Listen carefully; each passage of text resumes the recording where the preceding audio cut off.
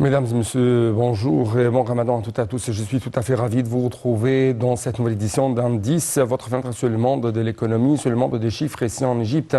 En fait, aujourd'hui, nous allons vous proposer une sorte de lecture, une sorte d'analyse concernant deux rapports proposés et publiés par le FMI et la Banque mondiale sur l'économie égyptienne, sur leurs prévisions concernant la croissance économique de l'Égypte pendant l'exercice en cours et pendant quand même l'exercice suivant.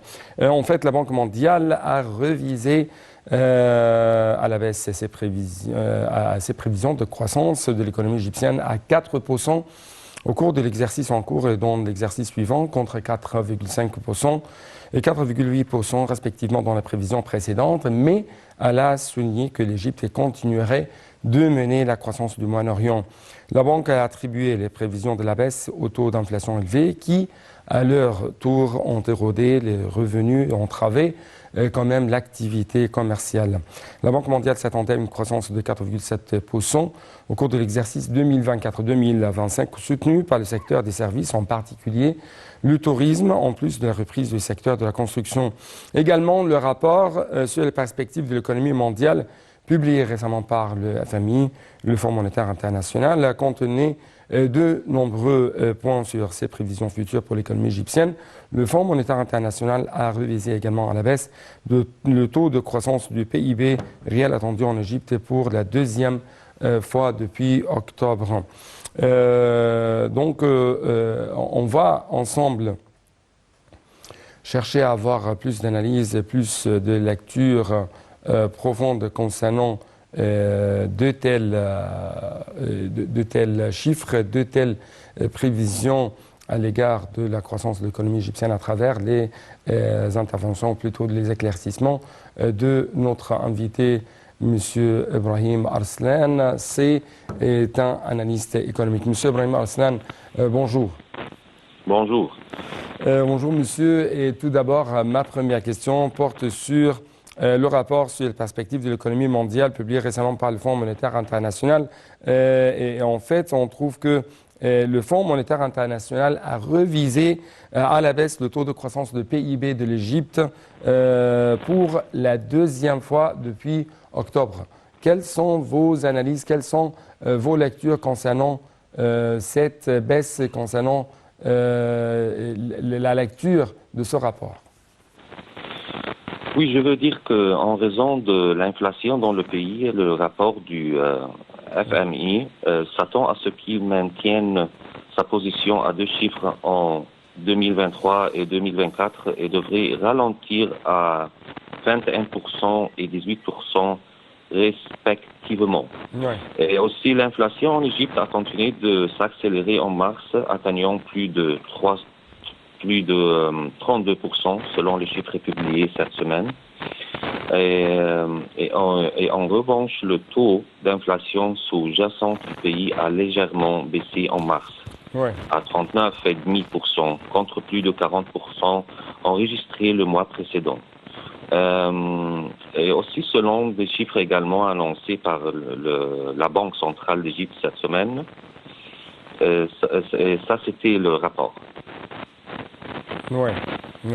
En fait, dans son rapport, la Banque mondiale a noté que l'Égypte devrait néanmoins dépasser la performance des exportateurs de pétrole en raison de l'affaiblissement de la demande mondiale en hydrocarbures.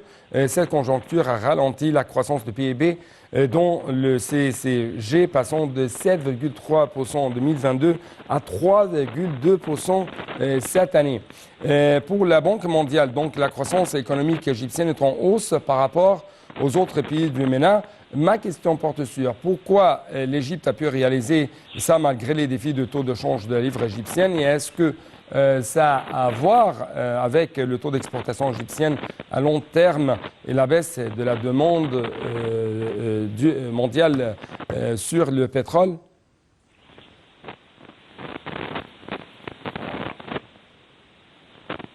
Monsieur Ibrahim. Monsieur Ibrahim Arslan. Oui, je vous entends. Oui. Est-ce que vous avez entendu ma question? S'il vous plaît, vous pouvez répéter. Oui. Pour la Banque mondiale, la croissance économique égyptienne est en hausse par rapport aux autres pays du MENA. Ma question porte sur le pourquoi. Pourquoi l'Égypte a pu réaliser ça malgré les défis de taux de change de livre égyptienne? Et est-ce que ça a une relation à avoir avec le taux d'exportation égyptienne et la baisse de la demande mondiale sur le pétrole?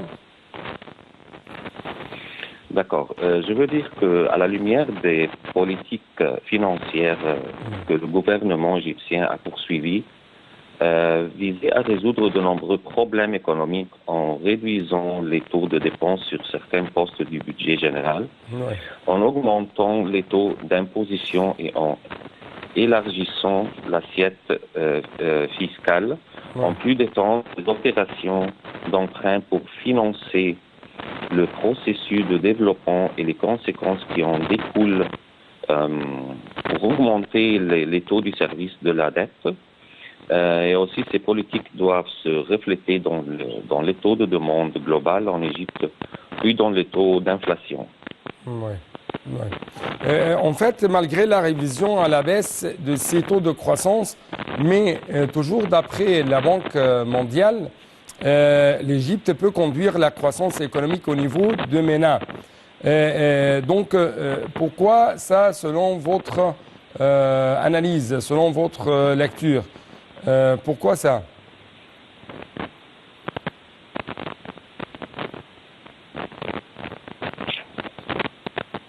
Monsieur Ibrahim Arslan, est-ce que vous m'entendez bien? J'ai pas bien entendu. Encore une fois, malgré la révision à la baisse de taux de croissance de l'Égypte, on trouve que la Banque mondiale a assuré que l'Égypte pourrait conduire la croissance économique au niveau de MENA, au niveau du Moyen-Orient et du Nord-Afrique. Pourquoi, selon votre lecture? Je vous propose cette question parce que, quand même, on trouve que la Banque mondiale et même le FMI ont dit que, par exemple, dans son rapport, le FMI s'attendait à ce que la croissance du PIB de pays atteigne 3,7% en 2023, ce qui est inférieur à ses prévisions précédentes de 4,4% en octobre et de 4% en janvier. Et le fonds a baissé ses prévisions de croissance du PIB réel du pays en 2024 à 5%, en baisse par rapport aux 5,3% attendus en janvier. Donc, selon vous, pourquoi toujours l'Égypte, même avec la baisse de ses taux de croissance,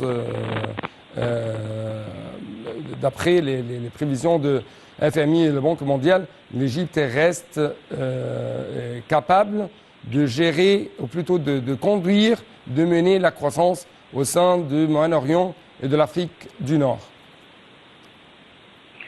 Je veux dire que la Banque mondiale s'attendait à une croissance de 4,7 au cours de l'exercice de 2024-2025, soutenue par le secteur des services, en particulier le tourisme, en plus de la reprise du secteur de la construction. Et je veux ajouter aussi que la Banque mondiale a déclaré que malgré la baisse des attentes concernant la croissance de l'économie égyptienne, la croissance restera supérieure à celle de ses pairs, soutenue par l'augmentation de la compétitivité après la dévaluation de la livre égyptienne, en plus de la croissance du secteur des services, en particulier le tourisme, le canal du Suez et la croissance du secteur de la construction. Oui. Pourquoi vous avez choisi, ou quand même, pourquoi la Banque mondiale a choisi ces secteurs, le tourisme, le canal de Suez, la croissance du secteur de construction? Parce que Yanni, comme vous connaissez que ces trois secteurs ont de bons horizons de croissance selon la Banque mondiale, par exemple? C'est ça. C'est ça? Oui, parce que aussi, comme le canal vient en Égypte pour donner des dollars et comme ça. Ouais. On trouve que Mme Hala Saïd, la ministre de la Planification de Développement économique, a indiqué que l'économie égyptienne avait continué de croître au cours du deuxième trimestre de l'exercice en cours de 3,9%, malgré la situation économique mondiale et l'état d'incertitude imposé par les défis économiques et géopolitiques mondiaux et le changement quand même, les défis que traverse le monde entier. Ma question porte sur à quel point vous trouvez que la baisse des prévisions de l'économie du MENA, de l'Afrique du Nord et du Moyen-Orient en général, de l'Égypte en particulier, est reliée au taux d'inflation et au taux d'intérêt dû aux impacts géostratégiques.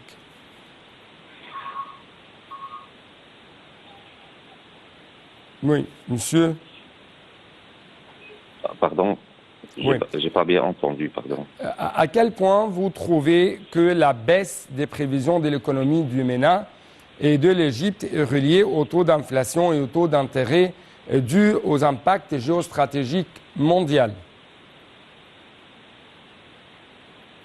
Je vois que l'économie mondiale traverse à nouveau une période très incertaine. Et aussi les effets cumulés des 3 dernières années de chocs négatifs, notamment la pandémie de Covid-19 et l'invasion de l'Ukraine par la Russie se produisant de manière inattendue. Et cela a conduit à un changement dans les politiques de certaines entreprises en éliminant des travailleurs, ce qui entraîne une augmentation du taux de chômage. Donc, vous avez quand même souligné 2 éléments très importants. Par exemple, dans son rapport sur les perspectives économiques mondiales, publié récemment, la FMI a prévu que les taux d'inflation en Égypte atteindraient 21,6% au cours de l'exercice en cours pour tomber à 18% en 2024. Donc, ma question c'est pourquoi de telles prévisions de la part de la Banque mondiale et quand même, à quel point vous trouvez que dans la prochaine période, il y aura une sorte de baisse des denrées alimentaires et c'est pourquoi ça va avoir une sorte de retombée, d'influence, d'impact sur le taux d'inflation concernant l'économie égyptienne?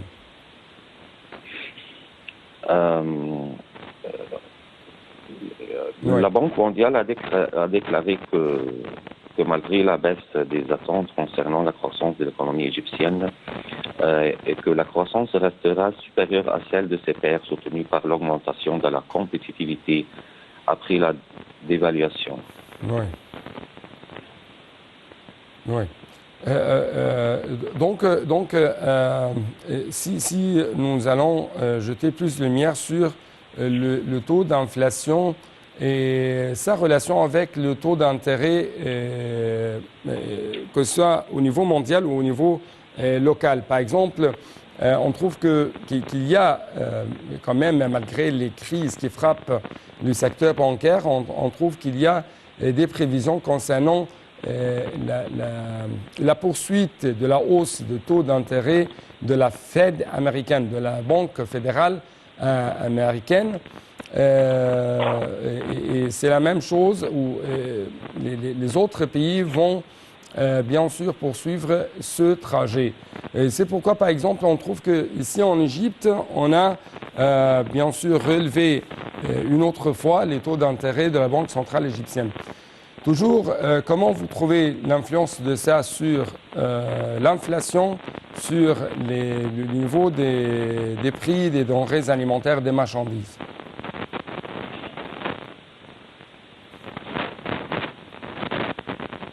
Monsieur Ibrahim Arslan, est-ce que vous m'entendez bien? Je n'entends pas bien, s'il vous plaît. Encore une fois, comment vous trouvez la relation entre la poursuite de la hausse des taux d'intérêt de la fédérale américaine et en même temps la baisse de taux d'inflation ou la hausse de taux d'inflation au niveau de la région de MENA, l'Afrique du Nord et le Moyen-Orient? Je veux dire que l'Égypte a pris des mesures liées au taux de change et des mesures monétaires et financières en réponse aux évolutions mondiales négatives, notamment la forte hausse des prix et le durcissement des conditions de financement qui ont été exacerbées par la guerre en Ukraine. Et aussi ces mesures reflètent également les défis structurels auxquels l'économie égyptienne est confrontée. Et aussi, je veux ajouter que l'accélération de la croissance de 9% au premier semestre de l'exercice 21-22 devrait ralentir progressivement jusqu'à l'exercice de 2023. Oui.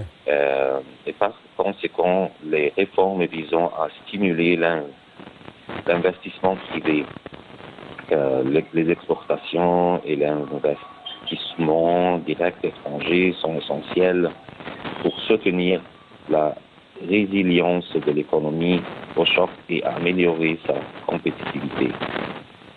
Ouais. Je sais que vous êtes spécialiste dans le domaine du développement, dans le domaine quand même de la gestion des affaires commerciales et économiques. Et vous êtes spécialiste notamment dans le domaine des denrées alimentaires. Justement, je sais que vous avez la main dans les affaires des investissements étrangers. Justement, comment vous trouvez les horizons de l'investissement au niveau égyptien dans la prochaine période? Notamment qu'il y a deux taux d'intérêt très élevés de la part de la Banque centrale égyptienne et en même temps, il y a deux taux d'inflation élevés. Je veux dire que malgré la baisse des attentes concernant la croissance de l'économie égyptienne, je veux dire que la croissance restera supérieure à celle de ses pairs, soutenue par l'augmentation de la compétitivité après la dévaluation de la livre égyptienne. Et en plus de la croissance du secteur des services, en particulier le tourisme et aussi le restaurant. Oui. Monsieur Ibrahim Arslan, l'analyste économique, merci beaucoup pour de tels éclaircissements de votre part. Et il s'avère bien sûr qu'il y a un problème technique ou quelque chose comme ça dans les appels. C'est pourquoi permettez-moi de vous remercier encore une fois. Et quand même, chers téléspectateurs, avant de vous laisser, le rapport publié par le FMI a prévu que le taux de chômage augmenterait en 2023 et 2024 pour atteindre 7,6% et 7,7% respectivement contre 7,3% en 2022. Mais en même temps, on trouve que des experts de la part de la Banque mondiale ont affirmé que l'Égypte devrait poursuivre ses réformes économiques et ça pour alléger la hausse des taux de dette et la hausse de taux de pauvreté, empêcher quand même la hausse de taux de pauvreté.